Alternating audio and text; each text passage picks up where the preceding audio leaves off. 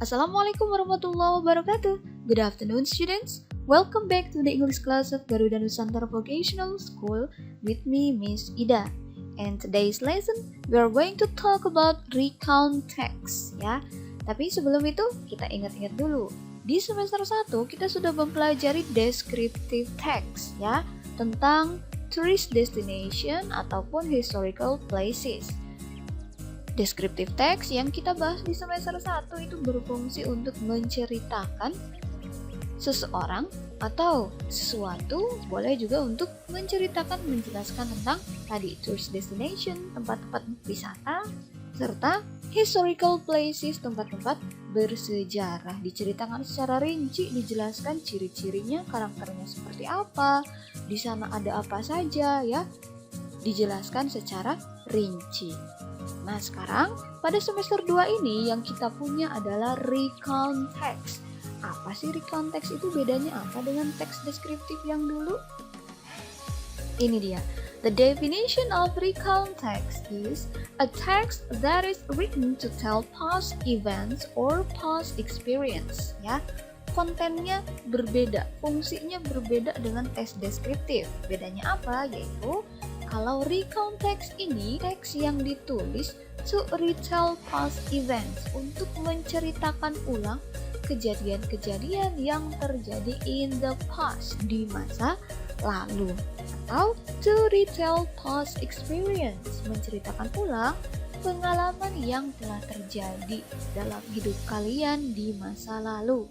Itu ya isinya, menceritakan ulang kejadian atau pengalaman di masa lalu.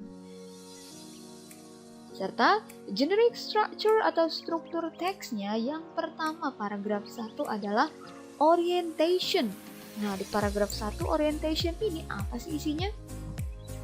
Di situ akan dijelaskan who's the story about, tentang siapa sih ceritanya, and what's the story about, tentang apa, serta when dan where, kapan terjadinya dan di mana kejadian.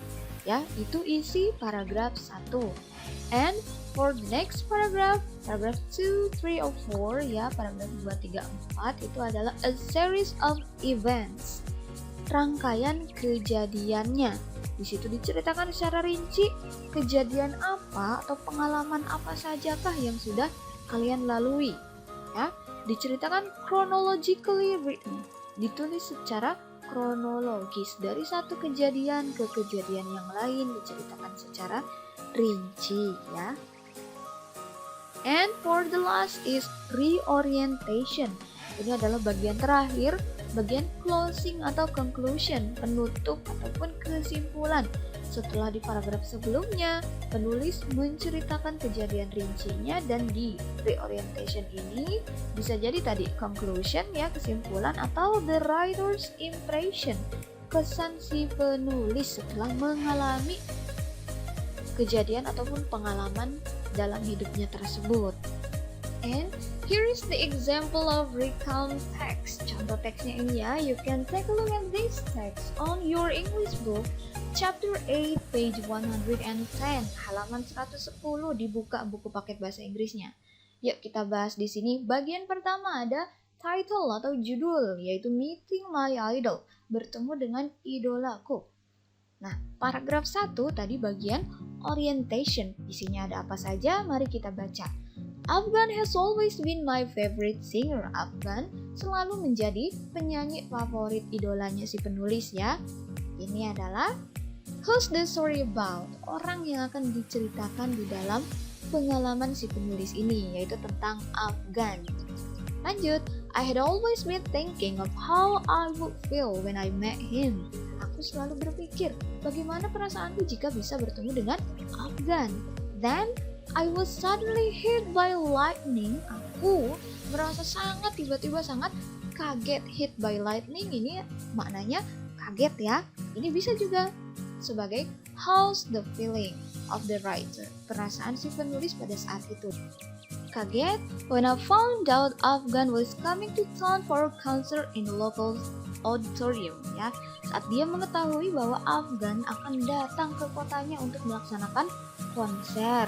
Lalu, a day before the concert, sehari sebelum konser ini adalah when did it happen? Cerita intinya ini ya, terjadi pada 1 hari sebelum konsernya dilaksanakan. There would be a meet and greet event.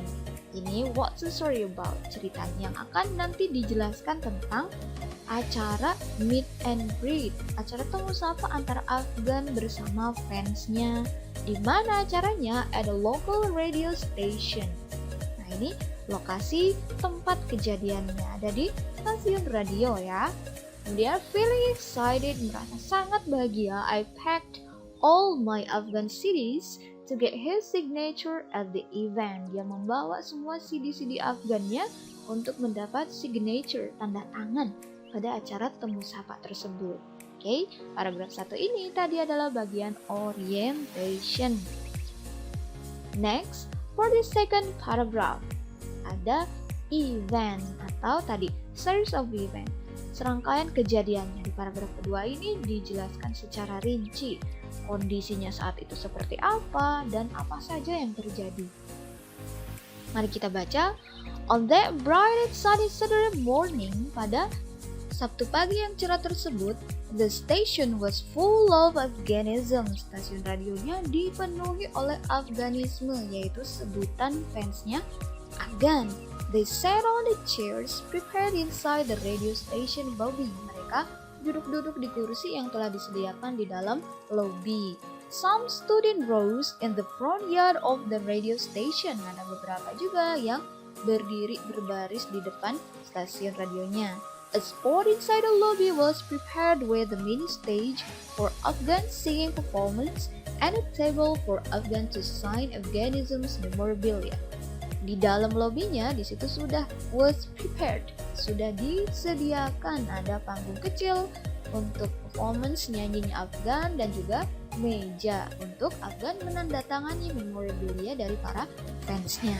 Finally, after about 40 or 50 minutes wait, setelah menunggu selama 40-50 menit, Afgan showed up from inside the radio station. Afgannya muncul dari dalam stasiun radio. He smiled and waved to all Afghanism who had been waiting excitedly. Dia tersenyum dan juga melambaikan tangan kepada seluruh fansnya yang sudah menunggu dengan sangat senang. Dan juga berkata, "Good morning, how are you all?" The crowd went crazy. Kumpulan para fansnya kemudian berteriak menjawab, "Fine, thank you," and screams of Afghan's name. Mereka meneriakkan nama Afgan. Nah, jadi di paragraf 2 ini tadi diceritakan secara rinci seperti apa kondisinya pada saat itu, apa saja yang dilakukan para fansnya, ada yang berdiri, ada yang duduk ya. Kemudian Afgannya tadi dari mulai muncul hingga menyapa para fansnya, di situ dijelaskan secara rinci. Itu isi paragraf kedua. And for the next paragraph, paragraph 3, mari kita baca. Then, he started the event by singing his hit single Dia Dia Dia. Ini kejadian selanjutnya, event selanjutnya ya. Di sini diceritakan secara urut dari mulai started the event. Afgan memulai acaranya dengan menyanyikan lagu ini Dia Dia Dia. Kemudian Afghanism went even crazier. They sang along with him throughout the song. Para fansnya di situ ikut bernyanyi, sang along. Of course I did too. Si penulisnya bilang, aku juga ikut bernyanyi.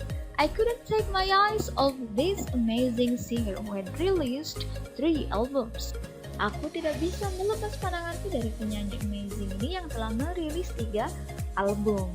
When he was finished with the song, the host announced that it was time for autographing the memorabilia. Setelah selesai nyanyi, hostnya mengumumkan bahwa waktunya menandatangani memorabilia para fansnya. Kemudian si penulis bilang, I prepared my CDs and began to stand in the line. Dia nyiapin semua CD-CD-nya dan mulai mengantri.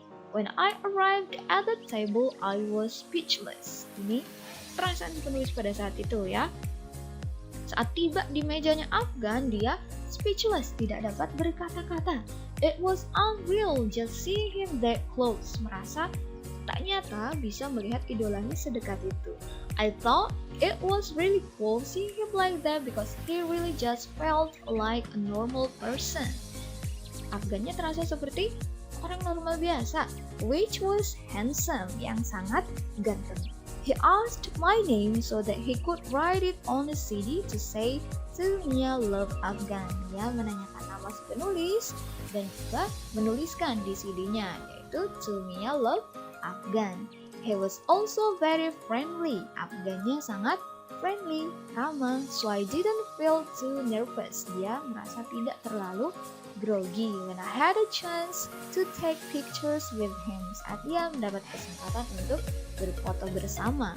He was just an amazing person. Dia adalah orang yang sangat luar biasa. Nah, jadi di paragraf 3 ini eventnya tadi ya. Pertama, kedua, 3, 4, dan juga terakhir dia berfoto bersama. Di paragraf terakhir ini ditutup dengan reorientation.